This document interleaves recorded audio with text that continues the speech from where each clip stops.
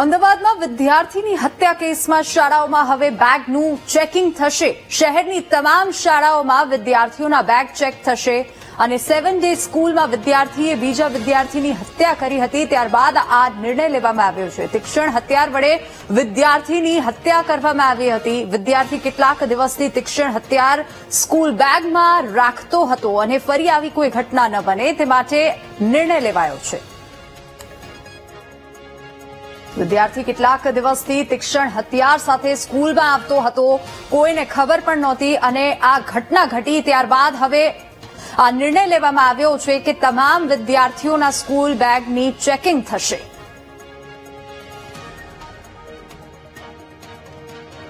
અમદાવાદની 7 ડે સ્કૂલમાં વિદ્યાર્થીની હત્યાનો કેસ। મણિનગરની મોટાભાગની શાળાઓ બંધ। વાલીઓ બાળકોને શાળાએ મોકલવા અંગે ચિંતામાં અને દૂન અને કુમકુમ સ્કૂલે સત્તાવાર રજા જાહેર કરી છે। આજે પણ બીજા દિવસે પણ સ્કૂલ પ્રશાસને વાલીઓને મેસેજ કરીને રજાની માહિતી આપી। વાલીઓની મંજૂરી લઈને શાળાઓ બંધ રાખવામાં આવી છે। દૂન સ્કૂલે કહ્યું છે કે વાલીઓ સાથે પહેલા વાતચીત થઈ અને તેમની મંજૂરી બાદ આ નિર્ણય લેવામાં આવ્યો છે। વિદ્યાર્થીઓની સુરક્ષા અને હાલની પરિસ્થિતિને લઈને રજા જાહેર કરાઈ છે, તો પરિસ્થિતિ સામાન્ય થાય પછી જ શિક્ષણ યથાવત શરૂ થશે। बट बीच में ही हमें स्कूल बंद करना पड़ा and it was so not convenient at all for the parents, you know, from parents point of view. Parents को फोन करके बोलना पड़ा, मैसेज करना पड़ा कि आपके बच्चों को ले जाओ, यहाँ पे स्कूल बंद कराने आए थे। So it is from the safety point of view. कल शाम तक हमने वेट किया कि let us see what is the atmosphere and situation, and ultimately at 10:30 11 o'clock we decided that we will keep school closed for students, and see, you can see our staff is still there.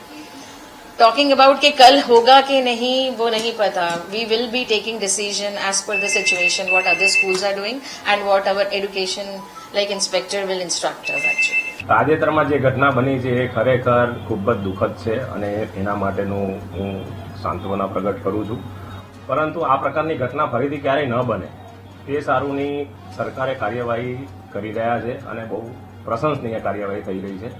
સાથે સાથે વિદ્યાર્થીઓની સલામતી સુરક્ષાને ધ્યાનમાં લઈ ઉપરાંત રસ્તા પર બી કોઈ અનિચ્છનીય ઘટના ન બને તે સારું આજે મેં મારી પોતાની શાળા બંધ રાખી છે અને આવતીકાલે શનિવારે પણ મારી શાળા બંધ રહેશે। સોમવારથી હું રાબેતા મુજબ આ શાળા ચલાવવાનો શરૂઆત કરીશ અને એ પણ વિદ્યાર્થીની સુરક્ષા તમામ એંગલથી, એમના દફતરો ચેકિંગ, એમના પોતાનું બોડીનું સ્ક્રીનિંગ ઉપરાંત શિક્ષકોને વિશેષ જવાબદારીઓ હું આપીશ અને એ પ્રકારે વિદ્યાર્થીઓની સુરક્ષા 100% ક્લિયર થાય એ પ્રકારે આપણે શિક્ષણ આપવાનું કાર્ય શરૂ કરીશું। તો અમદાવાદમાં હજુ પણ લોકોમાં રોષ જોવા મળી રહ્યો છે। ગઈકાલે પણ વાલીઓએ અને સિંધી સમાજના લોકોએ સાંજના સમયમાં રેલી કાઢી હતી અને આ પરિસ્થિતિને જોતા જ દૂન ઇન્ટરનેશનલ સ્કૂલ મણિનગરની અને કુમકુમ વિદ્યાલય સ્કૂલ જે છે તે બંને સ્કૂલે રજા પાડી દીધી છે, રજા રાખી છે। જ્યાં સુધી સામાન્ય પરિસ્થિતિ નહીં થાય ત્યાં સુધી સ્કૂલમાં રજા રહેશે અને વાલીઓ સાથે વાતચીત કર્યા બાદ તેઓની મંજૂરી લીધા પછી આ નિર્ણય લેવામાં આવ્યો છે। બાળકોની સુરક્ષાને લઈને આ નિર્ણય લેવાયો છે।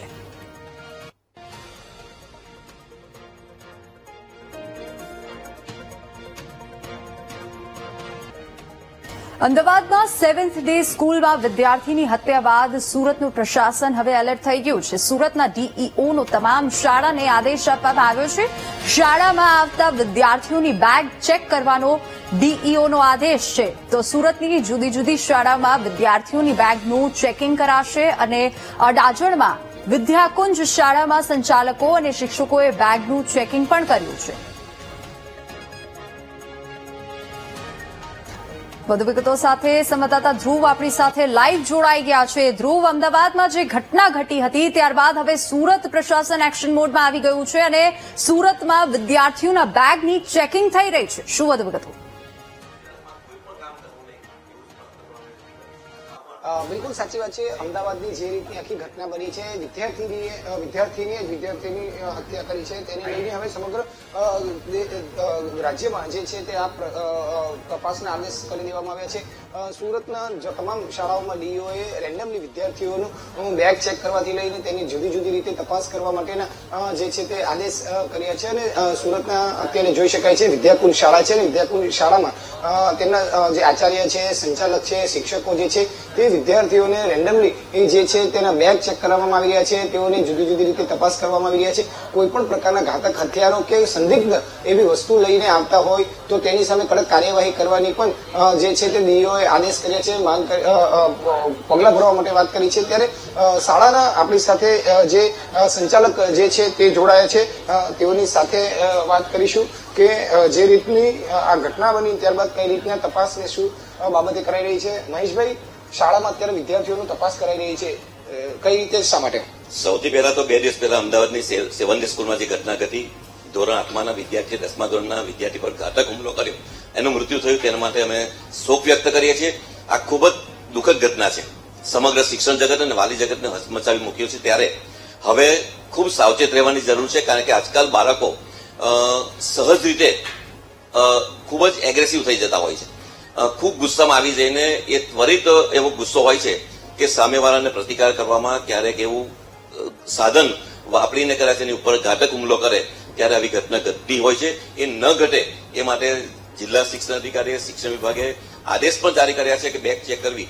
આમ તો અમે સરપ્રાઇઝ ચેકિંગ કરતા જ હોઈએ છીએ. અમારી શિસ્ત સમિતિ છે, એ સમિતિ દ્વારા પણ વિદ્યાર્થીઓને આવી બાબતોએ જાગૃત રહેવા અને એને ખાસ કરીને કાઉન્સિલિંગ કરીને પણ અમે પાછળવાનો પ્રયત્ન કરીએ છીએ. પરંતુ આજે જ્યારે આ ઘટનાને આધારે અમે હવે વધારે સાવચેત રહી અને વિદ્યાર્થીઓની બેગ ચેક કરી રહ્યા છે. જો આવું કોઈ પણ સાધન, જે સાધન એનું શૈક્ષણિક સાધન હોય, પરંતુ જ્યારે ગુસ્સો આવે ત્યારે ચોક્કસપણે જો સાધન હાથમાં આવી જાય ત્યારે આવી અમદાવાદ જેવી ઘટના ન ઘટે એ માટે અમે સાવચેતીના પગલા રૂપે બેગ ચેક કરી રહ્યા છીએ. કઈ રીતના આદેશ મળ્યા છે બીજા, કે માનો કે કોઈ એવા ઘાતક હથિયારો મળી આવ્યા હોય કે કંઈક સાધન, સંદિગ્ધ સાધન મળી આવે તો કઈ રીતની કાર્યવાહી થઈ શકે અને કઈ રીતના ઉપર એની જાણ કરવાની હોય છે, શું શું? હું સ્પષ્ટપણે એટલું કહીશ કે બને ત્યાં સુધી સ્કૂલમાં એવા ઘાતક હથિયાર લઈને વિદ્યાર્થી આવી શકતો નથી, પરંતુ એની પાસે જે શૈક્ષણિક સાધનો છે એ સાધનનો ઉપયોગ એને શૈક્ષણિક રીતે કરવાનો હોય છે. પરંતુ જ્યારે એ અતિશય ગુસ્સામાં આવી અને માનો કે પડીકર છે, ફૂટપટ્ટી સ્ટીલની છે, એવું કોઈ સાધન હોય અને તેના દ્વારા પણ ક્યારેક હાથમાં કરવું, એ કડા દ્વારા પણ વિદ્યાર્થી હુમલો કરી શકે, ત્યારે અમે તમામ બાબતે હવે જાગૃત થઈ અને વિદ્યાર્થી આવી કોઈ પણ વસ્તુનો આવો દુરુપયોગ ન કરે એ માટે આદેશ તો થયા જ છે. પરંતુ દરેક સ્કૂલની પણ હવે જવાબદારી બને છે કે આ બાબતે ચોક્કસપણે વિદ્યાર્થીઓને જાગૃત કરે, વિદ્યાર્થીઓના ગુસ્સાને કંટ્રોલ કરવા માટે કાઉન્સિલિંગ પણ કરાવે